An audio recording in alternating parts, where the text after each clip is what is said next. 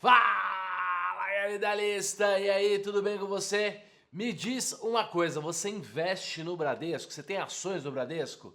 Tá pensando se vale a pena ou não comprar Bradesco? Então assiste esse vídeo porque o estudo de hoje é sobre o Bradescão. A gente vai aprender juntos se o Bradesco é uma boa empresa para investir nesse momento. Então roda a vinheta e fica aqui até o final. Olha, lembrando que esse vídeo não é uma recomendação de investimento, e sim uma maneira de você mesmo tomar as suas próprias decisões no mercado financeiro.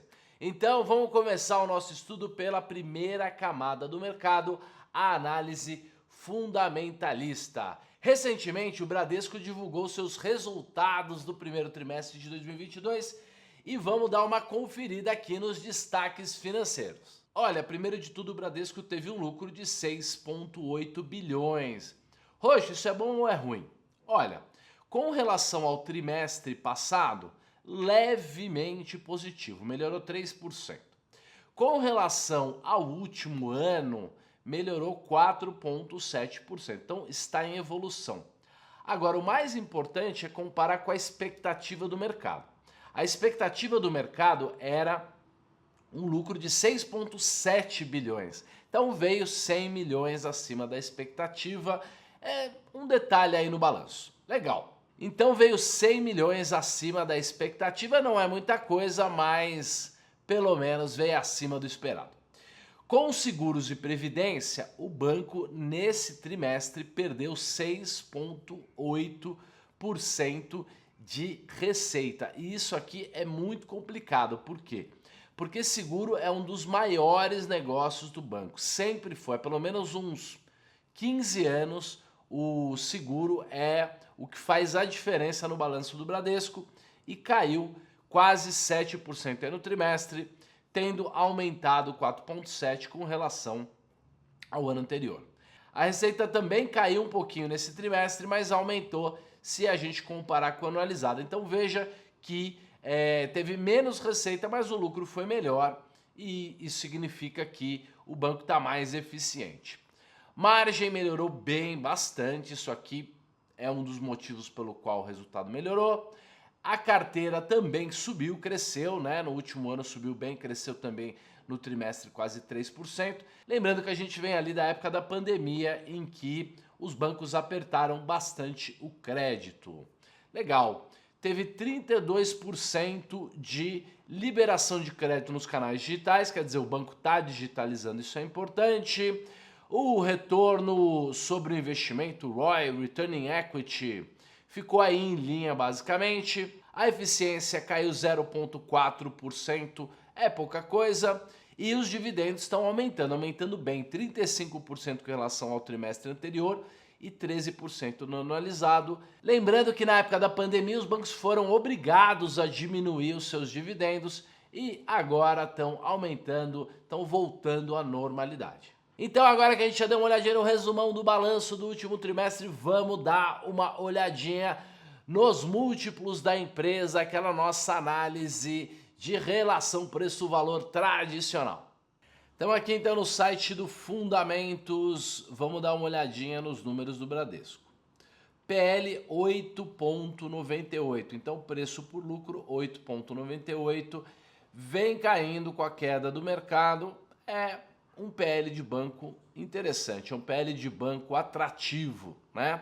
Legal, fazendo a conta inversa aqui, se o PL é 8,9, a taxa de retorno é de mais de 10% ao ano, é uma boa taxa. Preço sobre valor patrimonial de 1,36 significa que você está pagando R$ 1,36 para cada R$ 1 que a empresa tem de patrimônio. É um bom número também.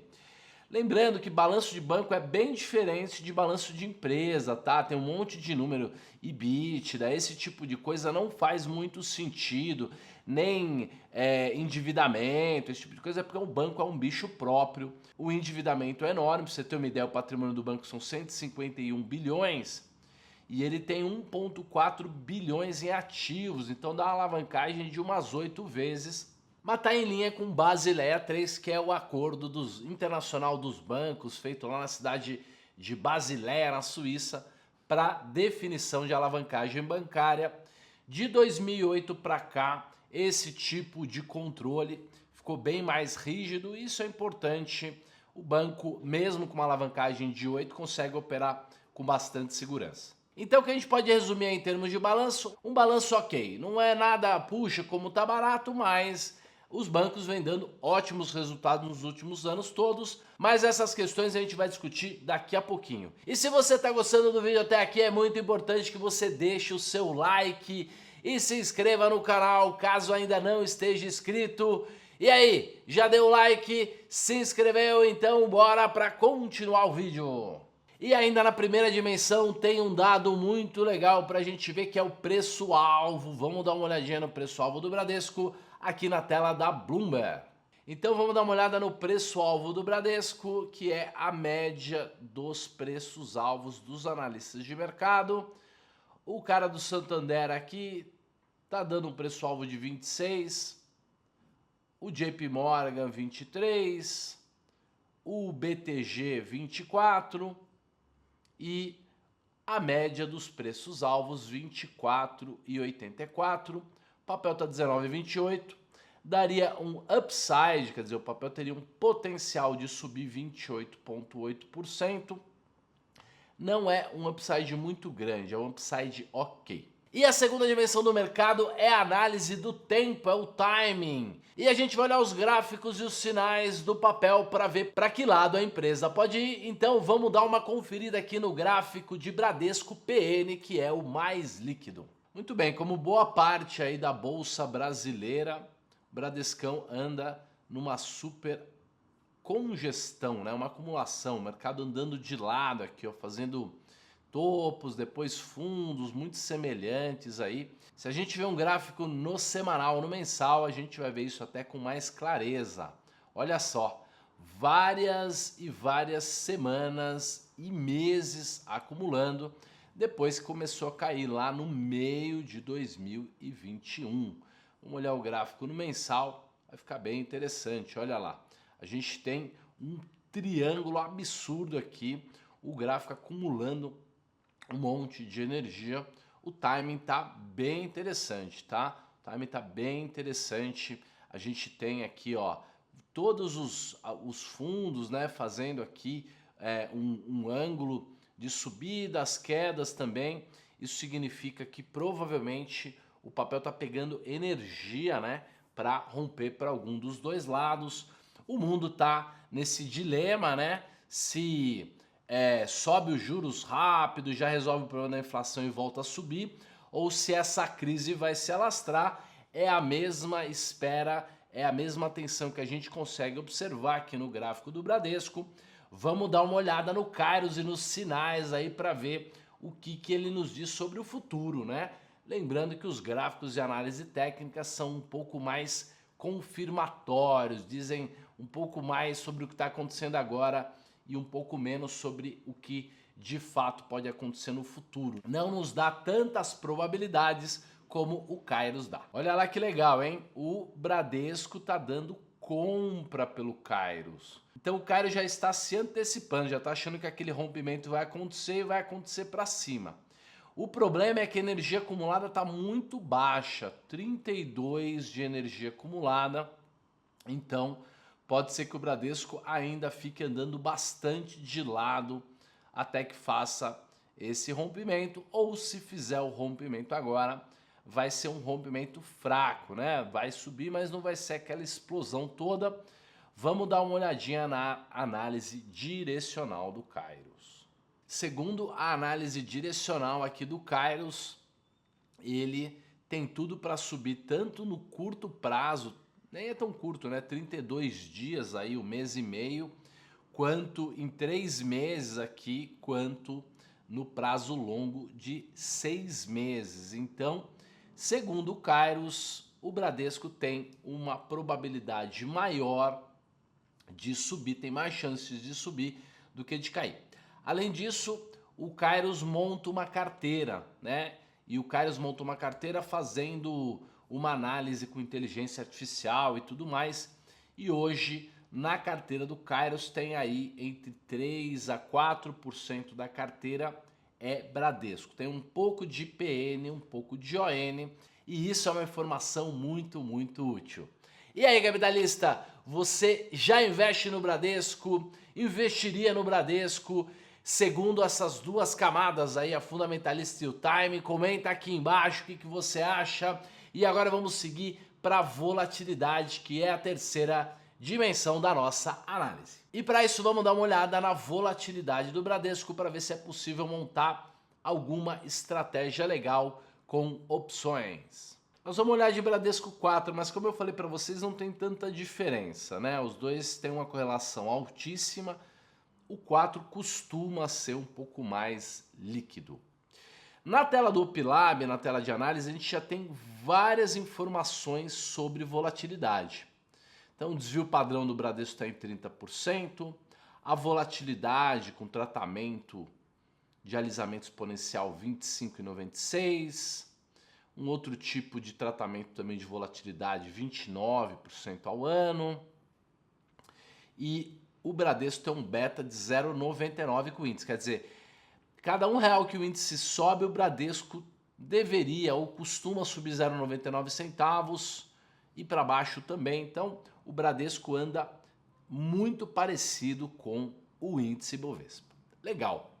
Então, a volatilidade implícita, o IV, né, volatilidade implícita, Implied Volatility, é um tratamento que a gente faz nos preços das opções para descobrir quanto que o mercado está precificando a volatilidade do Bradesco. E é uma espécie de precificação futura ou a expectativa de variação dos agentes de mercado. É a que a gente usa mais, está totalmente em linha, né, com o EWMA, aí, com desvio padrão e com o GARCH, né, todos aí também perto de 29%. E em comparação com o passado, né, o IV Rank dela está em 33%. Sempre que está acima de 50%, significa que a volatilidade implícita atual está acima da média do último ano. E sempre que está abaixo, ela está abaixo da média. Então, se comparar com a volatilidade do Bradesco do último ano, a gente está 30% da mínima. E a gente está 70% longe da volatilidade máxima que o Bradesco atingiu. Então a gente pode considerar que a volatilidade do Bradesco está baixa, né? Está de média para baixa. Vamos dar uma olhada no gráfico histórico. Tá vendo aqui? A gente pode ver a linha azul é a volatilidade implícita e a linha vermelha é a volatilidade histórica. E veja que a volatilidade no último ano, vou abrir aqui o último ano pegando o gráfico semanal, ela de fato foi maior, tá vendo? Foi maior em vários momentos aqui do último ano, várias vezes, então a volatilidade agora está aqui embaixo, nos 29,43, como eu havia dito. O que significa isso? Significa que se a gente for escolher estratégias de opções para o Bradesco, a gente pode escolher estratégias em que a volatilidade aumente. A gente pode escolher estratégias que sejam em que a variação da volatilidade não seja importante. Por quê? Porque a volatilidade ali já está na média para baixo, né? Então a gente poderia montar mais estratégias que se beneficiam da alta da volatilidade do que aquelas que se beneficiam da queda da volatilidade. Por exemplo, se eu estou achando que o timing da empresa está legal, que o balanço é ok, que o mercado pode se recuperar, que vale a pena ter um pouquinho de Bradesco no meu portfólio, eu posso escolher, por exemplo, comprar o papel diretamente. Se eu comprar o papel diretamente, não tem problema. Se a volatilidade subir ou cair, eu estou comprado diretamente no papel. Não ganho nem perco com a variação da volatilidade. Se você é um investidor iniciante, inclusive, pode ser uma boa. Ninguém precisa usar uma ferramenta mais complicada, mais sofisticada, se pode ir diretamente no papel. Uma outra estratégia pode ser uma trava de alta que se beneficie da alta da volatilidade. Então, olha, se eu fosse comprar o papel, estamos aqui na tela do Opilab, se eu fosse comprar o papel, era só clicar aqui no papel mesmo. Ó. Cliquei, veja aqui. O payoff de uma compra de ações é: mercado subiu, eu ganho, mercado caiu, eu perco. Legal? Agora, vamos dar uma olhada à utilização de outra ferramenta. Vamos dar uma olhada, por exemplo, na compra de uma call aqui para o vencimento F. Se eu comprar uma call no dinheiro, eu sei que ela é no dinheiro porque tem essa linha azul aqui, ó. Legal? Ela está hoje com um delta de 50, né? As opções perto do dinheiro costumam ter um delta próximo de 50 mesmo. E eu vou clicar aqui, ó, no vendedor. Cliquei no vendedor, ele já simulou uma compra aqui no 0,69, que é o último preço da opção. Legal? Então, é o último preço da opção. Veja, nesse caso, eu ganho na alta e não perco tanto na queda. Quer dizer, eu não continuo perdendo na queda, mas eu só ganho dinheiro se o papel no vencimento ultrapassar esse preço aqui de 20,07. Então, eu não perco na queda, eu tenho um potencial enorme na alta, mas se o papel cair, eu me complico, tá certo? Se o papel cair ou ficar parado, eu me complico. Mesmo que ele suba um pouco. Agora ele está 19,20. Entre hoje e o vencimento ficar aqui em 19,40, 19,50, eu perco dinheiro mesmo com o papel subindo. Então vamos simular, por exemplo, uma trava de alta levemente dentro do dinheiro com calls, em que eu vou pagar para montar a operação. Então eu comprei uma opção mais cara, eu vou vender uma opção mais barata, que é por 69 centavos, e veja que agora, se o mercado subir, eu ganho dinheiro. Se o mercado cair, eu perco dinheiro. E veja que o meu break-even é no 19,11. Significa o quê? Enquanto quando eu compro uma opção a seco eu só ganho dinheiro depois dos R$20, aqui mesmo que o papel caia um pouquinho, eu ainda ganho algum dinheiro, tá? E o Vega, ele é neutro, ele é levemente negativo. Se fosse positivo seria bom, porque eu ganharia também se a volatilidade subisse. O problema é que uma trava de alta que ganha com a alta da volatilidade, ela teria que ser bem fora do dinheiro. Ela teria que ser tipo compra de 21, vende de 22. E aí complicaria um pouco. Por quê? Porque aí novamente obrigaria o papel a ter que subir aí 2, 3 reais, quase 10%, o que complica bastante a nossa situação, porque se o mercado fica parado a gente perde. Então essa trava poderia ser uma trava interessante, porque diminui o custo da sua aquisição. Você pode ter um ganho de 46% sobre o dinheiro que você gastou. Você gastou R$62 para montar a trava, você poderia ganhar R$29. Se você fizesse para 1.000 opções, aí você poderia perder R$620 ou ganhar R$290. Ou você pode ir, como eu te falei, diretamente na compra das ações e não se meter com as opções. E por último, vamos ver a quarta camada, que é a camada da macroeconomia. Vamos ver como é que o cenário macroeconômico pode ajudar ou atrapalhar a empresa. Bom, os juros altos costumam beneficiar as empresas financeiras, empresas como o banco, então isso poderia ser um ponto positivo para o Bradesco, tá certo? Pelo menos na história, sempre que os juros subiram no Brasil, os bancos, os bancões se beneficiaram. Existe também um ponto negativo, né? O ponto negativo pode ser a fragilidade aí dos grandes bancos frente à concorrência dos bancos digitais, né? Uma vez que os bancos gastam mais dinheiro para manutenção dos seus clientes, para aquisição de novos clientes, os bancos digitais são mais baratos, mais ágeis, né? Os sistemas são mais modernos, mais baratos, então isso poderia ser uma fragilidade para os bancos. De qualquer maneira, a gente viu que o banco está reforçando a sua presença digital. Além disso, é muito comum que os bancões aqui, que as grandes empresas comprem as startups, comprem os bancos digitais. Então, enquanto no cenário macroeconômico de aumento de juros, a gente tem um ponto positivo, pode ser que os bancos continuem sofrendo um pouquinho e vejam as suas margens diminuindo com o avanço dos bancos digitais, mas por enquanto isso não se demonstrou, como a gente pode ver na cotação dos bancos digitais, aí no Nubank caindo mais de 50% e o BID caindo muito mais do que isso. Então vamos ver aí quem ganha nessa corrida entre bancões e bancos digitais. Então, enquanto a gente tem um ponto positivo que é o aumento dos juros favorecer os bancões, a gente tem uma fragilidade, um ponto de atenção que é a concorrência dos bancões como o Bradesco com os bancos digitais. Mas como eu falei, os bancos têm mantido a sua presença, vão acabar tendo algum tipo de impacto na sua margem, vão ter que ser mais competitivos, mas com certeza vão sobreviver.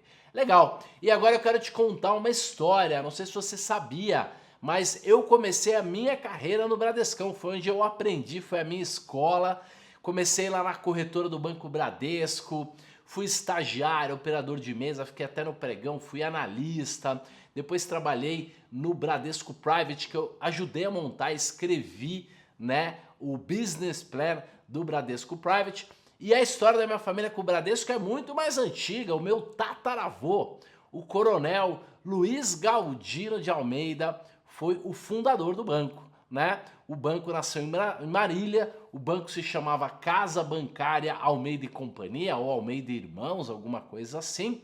O coronel Galdino montou o banco com alguns amigos, com alguns parentes, e depois ele passou o comando do banco para o filho, não deu certo, o tal do Galdininho, meu tio bisavô, e depois o meu bisavô mesmo, José da Cunha Júnior, que nasceu lá no Araxá, era médico, teve que assumir o Bradesco e foi presidente do Conselho do Bradesco até a década de 70. Na década de 40, o banco se tornou banco, né? Antes ele era um representante do Banco do Brasil. O cara que era o banqueiro lá da família do Bradesco era o Seu Negreiros. Ele faleceu, morreu do coração lá, jovem, e aí o banco contratou um gerente do Noroeste chamado Amador Aguiar. E o resto é história, né? O Amador Aguiar fez uma revolução nos bancos, né? Fez do Bradesco, que é meio que tomou o banco aí da família, faz parte, isso tem em tudo que é empresa. E é muito legal poder contar esse detalhe aí, esse aspecto com relação ao Bradesco. Eu inclusive já fui analista de banco, analisei balanço de banco. Então eu acho que a gente fez uma avaliação muito boa do Bradescão. E pra gente concluir, eu vou dar a minha opinião. Eu acredito que ter banco na carteira é uma boa, né? Vale a pena. Eles pagam dividendos, eles têm uma boa margem, mas você tem que comprar barato. A gente tem que ter ações na carteira que a gente compre a bons preços e isso faz toda a diferença no longo prazo. Então a gente tem que aproveitar que o mercado, o mundo está numa tendência de queda, que os juros podem continuar subindo nos Estados Unidos e no mundo e que a bolsa pode cair ainda mais e aí a gente vai poder aproveitar preços ainda mais baratos. Então, se você já tem, ótimo. Se tem um espaço no seu portfólio para comprar Bradesco, você pode comprar um pouquinho de Bradesco, mas guarde uma parte do seu dinheiro para comprar quando os preços realmente estiverem lá embaixo. E eu perguntei a opinião do nosso analista, o Super Mário Goulart de Andrade, e ele falou, ele acha, a opinião dele é que é sempre bom ter bancões na carteira, um pouco de Bradesco, um pouco de Itaú, você pode trocar às vezes, né, alternar, às vezes se o Bradesco está mais barato você compra um pouco mais de Bradesco, vende um pouco de Itaú e vice-versa. É isso aí. E aí, capitalista, me conta, você tem Bradesco na sua carteira? Gostou do nosso estudo? Se sim, comenta aqui embaixo e não esquece de se inscrever no canal. Um grande abraço e tudo de bom!